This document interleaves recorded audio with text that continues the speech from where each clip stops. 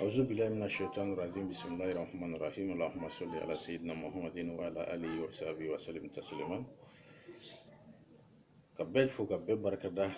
ceni muso demiseni makoro fi ba nga video partager amo be fo ko be barkada munu ba eme amba fo kla tulun ka daw klu ka sa ko continue ka video nunu aya naya eme ba partager o kadanya ko so ma rogo bo anuma alors comment ça ka be fo ka be barkada ka je ka do ke bikle hera na kala ka da ka so nyuma chama kanye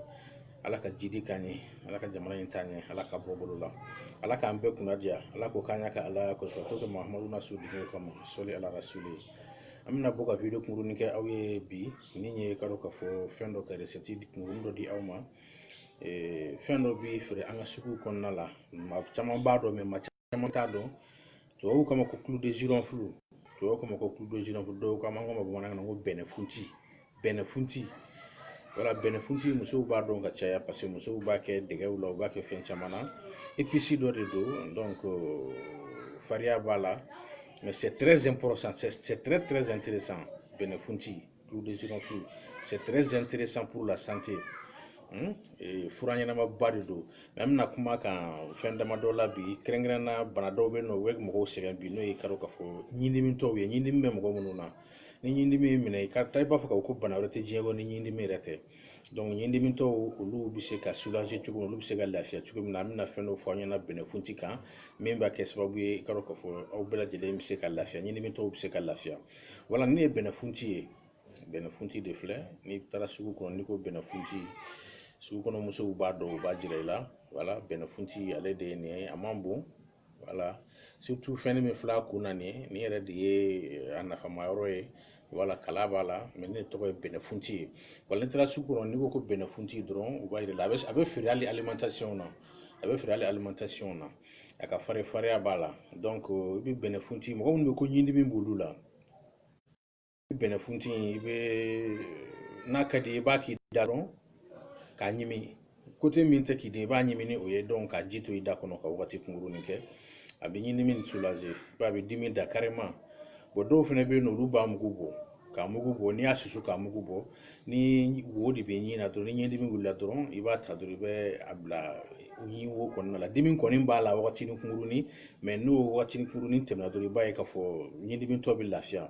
abi lafiya pew ka bo nyindi min bulu bo a pour que kasi ka fere amara fene kosebe ibse ka butili ni fitini ndo tanga flacon butili ni fitini ndo pinta wala ni o do so ibse ka benefunti de mugane kelen blawo kono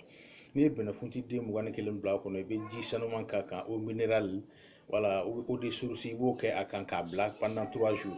ni a black pendant 3 jours clé ça va mana dafa do ta suro be yela mana ka beke blimay akurare yela mana ka ke blimay o ye benefunti re ya tulu soro le ibolo sino ya ji soro le ibolo obi nafa chamanye obi to bla le ibolo e fo ka wati ke plus abi koro plus abi faria ka dafa plus abi koro plus do bi fara donc ni mi mine dron ibi don toni inyi wala dron abana o nyini mi bane ça dimi be temeka je ne dis pas que c'est nyini mi bampeo mais tant que parce que nyini mi na munga jugu dimi mi be ala o de ka jugu abi ma o shiwu nyana be fen chamanke donc ni ya ale fen do ba be nyini mi ba ni ya nyi bleda ka nyimi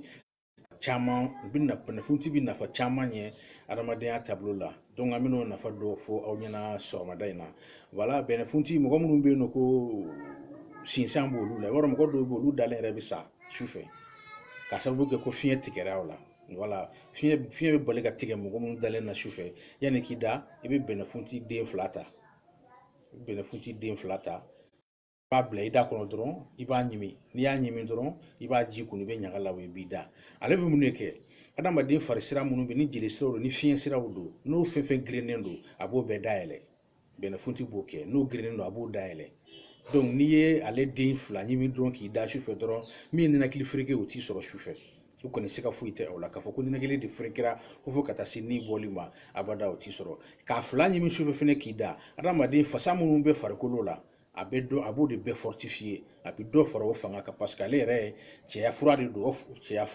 abo famo aphrodisiaque do donc che ya du ni ame che ya fu fanga soro ko e fasoro parce que fasa ka barake kanye donc ni ba fula ni mi soufe ki da fasa sira fen be no abe nunu bela jele fanga do ni bela jele na ka bela jele ko bene funti ka baraye o fene ye donc abo fene ke mamunu me ko sinsian bolu la ni sinsian bile ba mugu chama bo ka play bolu so ma ni willa dron kuere kuma ba kuere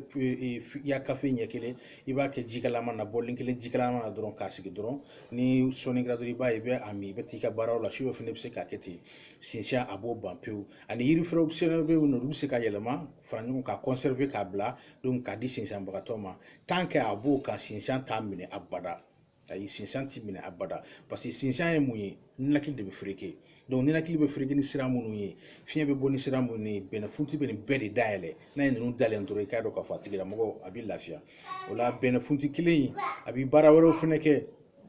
bɛnɛ funti bɛ baara wɛrɛw fɛnɛ kɛ minnu t'o ye maa minnu bɛ yen nɔ ko infection b'olu la cɛ kunda muso kunda musow yɛrɛ kɛrɛnkɛrɛnna muso an bɛ dɔ fɔ olu ta kan bi i bɛ se ka bɛnɛ funti in kɛ cafetière kɔnɔ k'a tobi k'a mɔ n'a mɔna tu fɛ yanni k'i da i bɛ se k'i yɛrɛ nettoyer ni a ye i b'i yɛrɛ sanango ni a ye voilà i bɛ se muso b'a fɔ muso b'a fɔ i bɛ seliji ta ni bɛnɛ funti ye i b'i da 1 a bɛ infection in ban 2 a bɛ muso kasa diya a bɛ muso kasa diya voilà donc bɛnɛ funti a b'o baara fɛnɛ kɛ donc bɛnɛ funti bɛ baara wɛrɛ jumɛn fɛnɛ kɛ mɔgɔ minnu fɛnɛ bɛ yen nɔ i k'a dɔn k'a fɔ sanga ni wagati bɛɛ lajɛlen na k'u b'a fɔ k'a fɔ ko n fasasira bɛ n dimi ou bien parce que fɛn dɔw b'a la min b'a to jeli a bɛ jeli furakɛ o de la min ye infection ye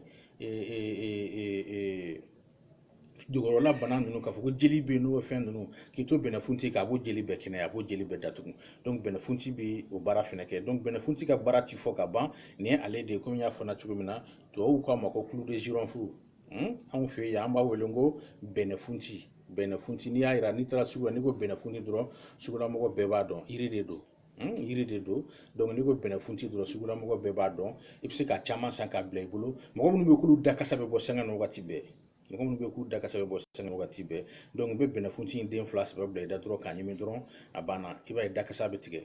n'a sɔrɔ i kan ka bɔ ka taa jamamayɔrɔ la sani i kan ka heure 2 heure 3 kɛ yanni o cɛ i bɔl'i labɛnnen tuma min i bɛ se ka bɛnɛ funti den 2 saba bila i da kɔnɔ k'a ɲimi k'a bɔ kɛnɛma k'a to i da k'a ɲimi mɔgɔ si t'a dɔn k'i bɛ ka fɛn ɲimi donc ni yanni i ka se i ka jama kɛyɔrɔ la dɔrɔn o y'a sɔrɔ i y'a bɛɛ furufuru ka bɔ i da kɔnɔ i ye ji kunu ka furufuru ka bɔ i da kɔnɔ i ye ji min kunu o ye fura ye e ma a bɛ digestion teliya i mana dumuni o dumuni kɛ a b'o dumuni yɛlɛma teliya i kɔnɔ i mana a ji kunu bana misɛnnin caman bɛ yen nɔ adamaden minnu ye tumu ninnu ni fɛn ninnu ye a b'olu bɛɛ faga ka bɔ adamaden fari la n'i y'a ji kunu donc a b'o baara kɛ en même temps e y'a ɲimi da kasa ko min fɛnɛ kama tu peux faire 3 à 4 heures de temps i bɛ mɔgɔw cɛla kuma cogo min ka di i bɛ kuma i da kasa ti bɔ donc o bɛ yen nɔ mais mɔgɔ min yɛrɛ bɛ yen k'olu yɛrɛ da kasa yɛrɛ tɛ tigɛ fiyewu olu fɛnɛ ka baarakɛla ni olu kan a man ka dɛsɛ olu bolo kɔrɔ olu kan ka baara kɛ n'a ye sanga ani waati bɛɛ lajɛlen na donc bɛnɛ funti ye fɛn ye fɛn min ni a nafa ka bon kosɛbɛ mais kɛrɛnkɛrɛnnenya sɔgɔmada in na an bɔra ka kuma ɲinibagatɔw de kan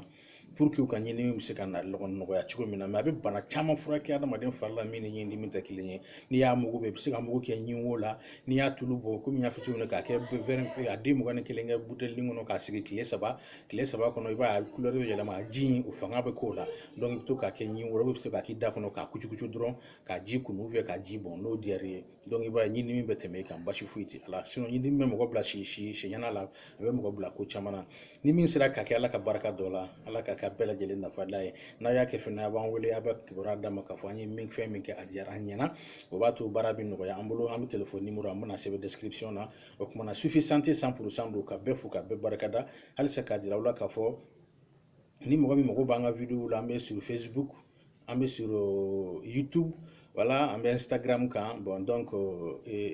ainsi de suite ni mɔgɔ b'an na hali Skype kan bɛ yen nɔ donc an bɛ bɛɛ lajɛlen ka bila su ani tile téléphone numéro b'aw bolo n'aw ma se ka min faamu t'a dɔn n'aw mago bɛ min na a bɛ weleli kɛ ka ɲininkali kɛ fi sabililayi don mais n'i sera an fɛ yan k'i mago b'a fɛn ninnu na k'i t'a sɔrɔ o kɔni n'i y'a dilannen sɔrɔ an bolo yan nɔ wari bɛ bɔ ni ala subahana wa taala ka jɛ an bɛ jɛ ka dugawu kɛ ala ka banabagatɔ bɛɛ kɛnɛya ala ka banaw kɛ farajabɔ ye ala k'an bɛɛ lajɛlen kisi k'an bɛɛ tanga diɲɛ bana si tɛ ko min ka ɲi ni bana si tɛ ko min ka nɔgɔn bana si ma nɔgɔn ni min minɛ dɔrɔn o min minɛ o kuma ala ka banabagatɔw ka bana ban ala ka bɛɛ kɛ farajabɔ ye ala ka bɛɛ kisi ka bɛɛ tanga minnu bɛ banaw dilan ala ka banaw ban ala ka bɛɛ kɛ farajabɔ ala k'u wuli k'u jɔ an tɔw cɛla minnu y'an ko tiɲɛ so bada dali ala ka nɔgɔya ye o y'an ko kisi min ala ka nɔgɔya n'u ta jɛmi ala ka nɔgɔya ala k'an yɛrɛ kelen-kelenna bɛɛ lajɛlen ɲɛ k'an ta d'u ma kɔnɔ ciba ɲuman in bonya na barika kosɔn bidon in lahɔrɔma kama sɔli ala rasuli salamu alaikum wa rahmatulahi ta'ala wa barakatuh shukran